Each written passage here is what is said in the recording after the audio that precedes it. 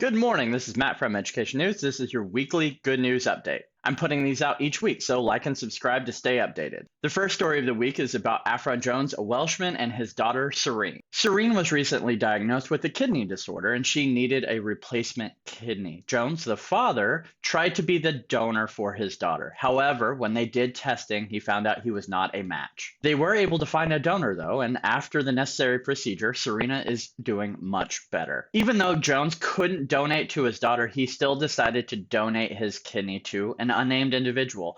While the news doesn't state who this individual is, it does say that that individual is also experiencing significant improvement. So it's wonderful that even though he wasn't able to donate to his daughter, he still proceeded and helped someone else out.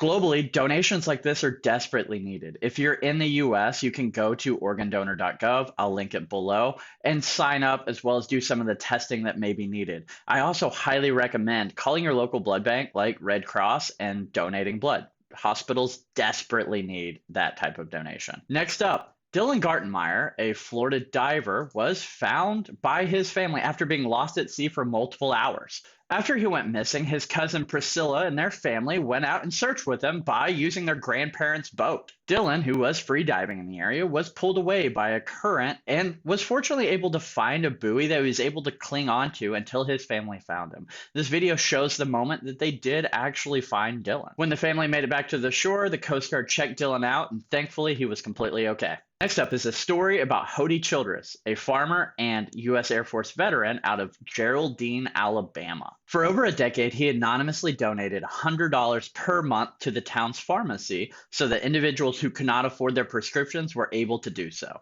These donations remained anonymous until he was unable to walk to the pharmacy and give his monthly $100.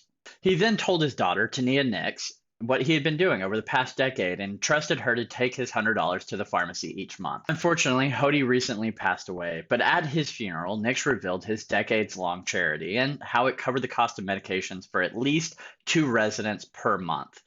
The townspeople have agreed to carry on his legacy, remembering him as a humble servant who helped many of his neighbors and fellow community members. Our third story of the week is about Josiah Vargas, an individual who went through a McDonald's drive-thru and found something very unexpected. Josiah went through the drive-thru at McDonald's and ordered a breakfast sandwich. However, he realized he received $5,000 in cash rather than his breakfast sandwich. In his TikTok video, Josiah goes back to McDonald's and returns this money. The money ended up being the deposit that McDonald's was going to take to the bank later that day. As a thank you, the McDonald's gave Josiah $200 and free McDonald's for a month. His sister has started a GoFundMe to recognize him for this good faith and very good thing that he did.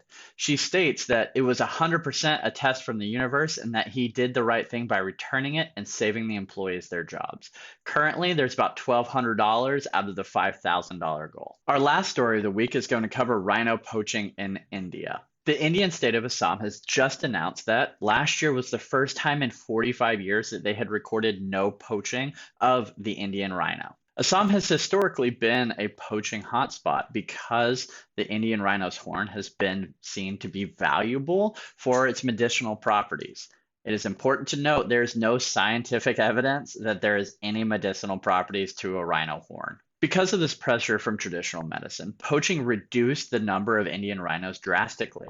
By the end of the 1900s, there was only thought to be about 200 left. Thankfully, there was a ban in 1977 for the international rhino horn trade. There's still a lot of work to be done because poaching still happens, but there was efforts to do so. Additionally, there was a concerted conservation effort in the area for the Indian rhino. This has made a drastic improvement on the numbers, and today there's about 2,600. While there's still work to be done, a year without poaching is incredible, and it's great to see that the numbers of the Indian one-horn rhino are still improving. As requested by my students, we're also including a bad joke of the week. This week's is, if April showers bring Mayflowers, what do Mayflowers bring? Pilgrims.